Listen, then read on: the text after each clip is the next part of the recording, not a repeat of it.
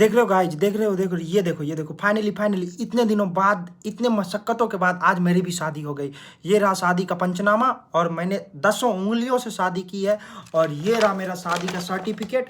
और मेरी शादी हुई है आज के दिन, आज और कुछ देर पहले, अभी रात के 12 बज रहे हैं। और मेरी शादी हुई करीब 11:30 बजे रात में, क्योंकि नेटवर्क इतना स्लो था कि शादी का फॉर्म फिलअप ही नहीं हो रहा था। भाई शादी तो हो गई हमारी 6 मार्च को, 6 मार्च को शादी हो गई। अब हमारा रिजल्ट कब आएगा? देखो, शादी हो गई 6 मार्च को। और शादी का एकदम भोज भोज जो भी होता है, इस रिसेप्शन 3 मई को होगा। आज 3 मई को होगा और उसके बाद शादी से जो प्रोसीजर के बाद बच्चा पैदा होता है वो 14 जून को होगा। और वो बच्चा कैसा आता है? काला होता है तो दुखी, गोरा होता है तो खुश। मतलब कैसा होता है ये 14 जून को बात करेंगे। लेकिन इस बात पे अभी फोकस डालते हैं कि मेरी शादी हो गई। देखो, तुम लोग भी शादी कर चुके होंगे, क्योंकि शादी करने का डेट सिर्फ 8 मार्च तक था। मतलब है आज 7 मार्च हो ही गया, सिर्फ कल बाकी रहेगा। अभी मैं 12 बजे रिकॉर्ड कर रहा हूँ तो 7 मार्च हो गए। इस कारण से बस अब शादी करने के लिए तुम लोग के पास 2 दिन है। अगर 2 दिन में तुम लोग शादी नहीं कर पाते हो तो भाई शादी करना भूल जाना। इस साल तुम शादी नहीं कर पाओगे, फिर शादी करने के लिए तुम्हें 2027 का इंतजार करना पड़ेगा।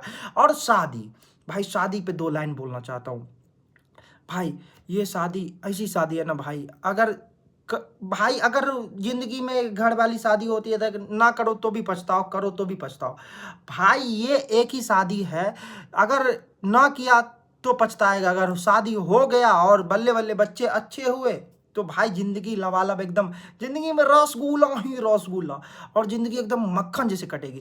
भाई शादी करने का जुनून ही एकदम मजेदार शादी था। शादी बहुत अच्छा। देखो, शादी करने में मुझे समय लग गया करीब 8 बजे से लेके रात के 12 बजे तक, क्योंकि शादी का साइट एकदम स्लो चल रहा था और शादी में फॉर्म फिलअप हो नहीं रहा था। इस कारण से शादी का साइट इतना स्लो था कि पेमेंट भी नहीं हो रहा था। एक थंब और सिग्नेचर क्या कहते हैं अपलोड करने में करीब आधा घंटा लग गया। तो सोच सकते हो 8:30 बजे से मैं शादी करने की ट्राई कर रहा हूँ और मेरा शादी कंप्लीट हुआ 11 बज के करीब 45 मिनट पे।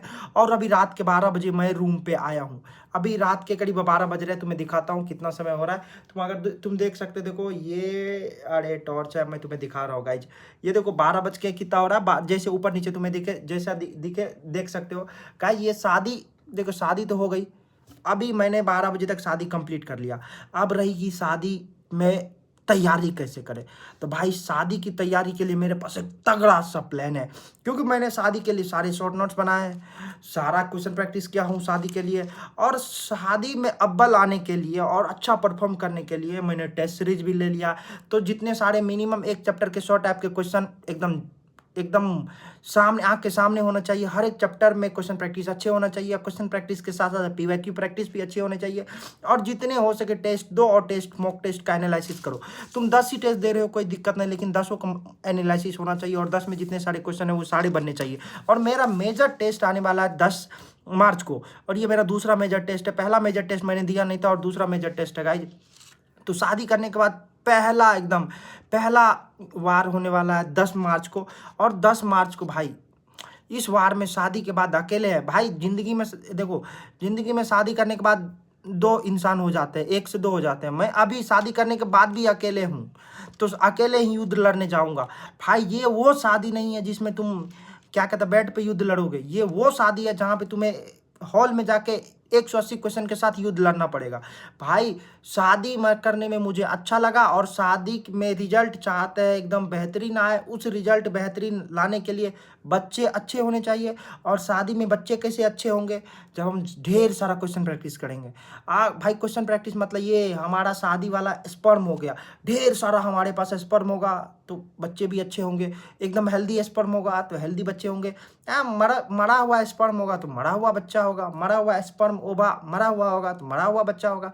ना मेरा स्पर्म मरा हुआ है, ना ओवा मरा हुआ है। मेरे पास सब एकदम फ्रेश है, फ्रेश मटेरियल है। तो फ्रेश मटेरियल के साथ, फ्रेश प्रिपरेशन के साथ शादी में एकदम बढ़िया से धूम मचाएंगे। और 4 मई को शादी का रिजल्ट आएगा और शादी में अव्वल अंक प्राप्त करके हम शादी के शिखर पे पहुंच जाएंगे और अपने नाम के आगे डॉक्टर लगाएंगे। तो गाइज, शादी तुम भी कर लिए हो, मैं भी कर लिया हूँ, और इन शादी के बाद जीवन अच्छा होने वाला है और बदलने वाला है। तो हम दोनों मिल के शादी में एकदम धूम मचाएंगे। और धूम मचाने के बाद भाई अब चलता हूँ, मिलता हूँ दूसरे वीडियो में। शादी की इन्फॉर्मेशन देनी थी, मैंने दे दी।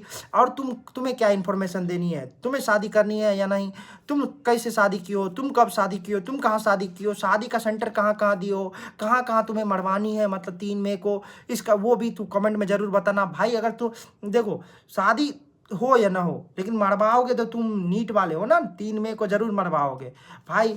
मैं मरवाऊंगा, लेकिन अच्छे से मरवाऊंगा और अच्छे से अंक प्राप्त करूंगा भाई। जी पे करने के बावजूद भी मैं अच्छे अंक प्राप्त करूंगा और 600 प्लस स्कोर करके मेडिकल कॉलेज में एडमिशन लूंगा शादी के इंस्टेंट। मतलब शादी कर लिया शादी के 14 जून को। तो चलो गाइज, मिलते हैं दूसरे वीडियो में। Bye bye, take care, love you.